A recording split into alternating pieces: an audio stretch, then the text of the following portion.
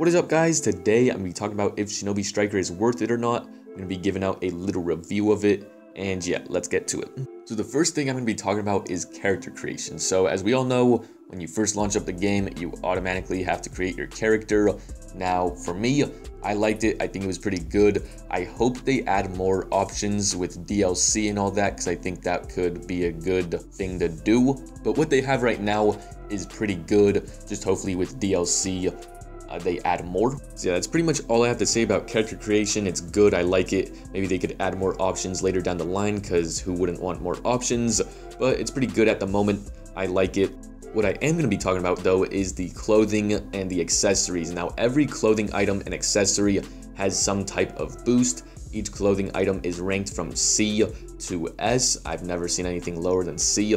So the rank from C to S is how good of an item it is, or how much of a boost it gives you. C meaning it's the lowest, S meaning it's the highest. Now, don't worry about having to no-life this game to get those good accessories. It doesn't really take much to get them, and from my experience, they don't really make too much of a difference. I don't really wear the best clothing items in the game. I usually just wear whatever's the coolest, and it doesn't really affect me all that much. I still have very good stats. I have a 2.0 KD. It doesn't really affect me that much, if it affects me at all.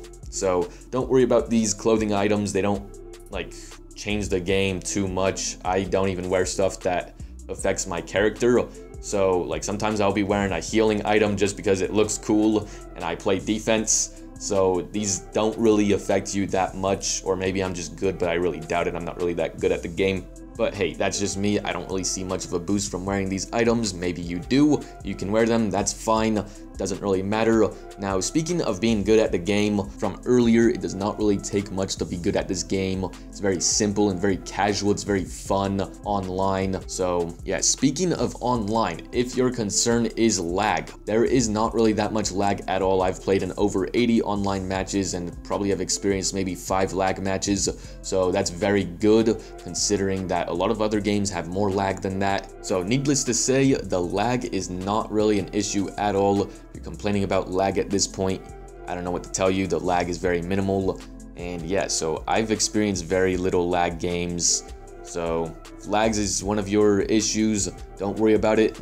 There is not really much lag at all with this game. Now, moving on to the VR missions. Now, they have these set of missions for you to do. Can't really remember how much missions it takes to become Chunin, but basically you do a ton of missions unlocking all these mentors, and at the very end you go to talk to Naruto. He gives you a mission, and I think it's an A rank if I remember correctly. If you pass it, you become a Chunin, and then a whole bunch of other missions become unlockable for you, and then you can become Jonin at some point. Now, my one problem with this is that they don't tell you that the mentors appear in the village. I was expecting them to give me a little notification that the mentor appeared. So what I did was I repeated like 30 C rank missions before realizing Rock Lee was just chilling in the back of the village. So be aware, if you haven't found the mentors yet, look for Rock Lee. He's chilling somewhere in the back of the village. I'm sure all of you guys have figured that out. Maybe I'm just stupid and it took me longer to realize that. Yeah, I think they should have given you a notification that the mentor appeared. Now, after Rock Lee, I didn't have any trouble finding any of the mentors, but the first one, I was expecting a notification that he appeared, but I didn't, so it kind of took me a while to actually realize he's there. It's not really that big of an issue, but it just wasted a lot of my time just repeating C rank missions. So getting into the online feature of the game, there's a few game modes: barrier battles, base battles, capture the flag, and I don't know what it's called, but I think it's team deathmatch. I call it scroll chasers because it's kind of just who gets the best scrolls. I don't really like that game mode. I would have rather had it like just a normal team deathmatch. There's base battles. That's my favorite game mode in the game, so that's a very fun game mode.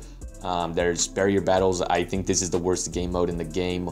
And then there's capture the flag, which is also a very fun game mode, but then there's the double Yamato technique, and it kind of just ruins the game mode. So in my opinion, I think base battles is the best game mode in the online feature. I hope they add more game modes, like maybe add like a search and destroy type game mode. I've actually made a video about that quite a while ago. And yeah, so I think I covered everything that I want to talk about in this game. Now it's time for the final score. Now, I'm gonna give this game a 9 out of 10. It's not a perfect game. With me giving it a 9, I would definitely say it's worth it. It's very fun. I think it should last a very long time, and it's a great addition to Naruto gaming. And yeah, that's basically it for the video, guys. Hope you guys enjoyed. Don't forget to leave a like, subscribe, and I'll see you guys next time.